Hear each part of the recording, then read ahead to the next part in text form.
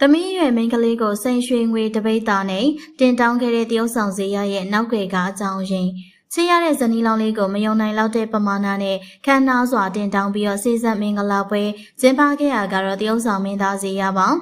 ဇေယျဟာသူ့ထက်အသက်25နှစ်ကျော်လောက်ငယ်တဲ့အသက်18နှစ်အရွယ်မတ်ယွန်းရီဇော်ကိုငွေသားကျပ်သိန်း1500စိန်ရွှေငွေရတနာတပိတ်သားနဲ့သိန်းတောင်းချီတန်ကွန်တိုတိုက်ခန်းတစ်ခန်းရိုးရိုးသားသားတိုက်ခန်း2ခန်းနဲ့စတဲ့ငွေကြေးပမာဏတွေနဲ့တင်တောင်းခဲ့ရဖြစ်ပါတယ်တရုတ်ဆောင်ဇေယျဟာအစောပိုင်းမှာတော့မိန်းမတွေနဲ့ကင်းရှင်းပြီးတော့လူပြိုကြီးဘဝနဲ့မိခင်ကြီးကိုသာစောင့်ရှောက်နေကြရပါအစောပိုင်းမှာတော့လူပြိုကြီးတရုတ်ဆောင်ဇေယျတယောက်မိခင်အိုကြီးကိုပြုစုစောင့်ရှောက်ရင်းနဲ့အချိန်တွေကုန်ဆုံးဖို့အတွက်ဆုံးဖြတ်ထားပါတယ်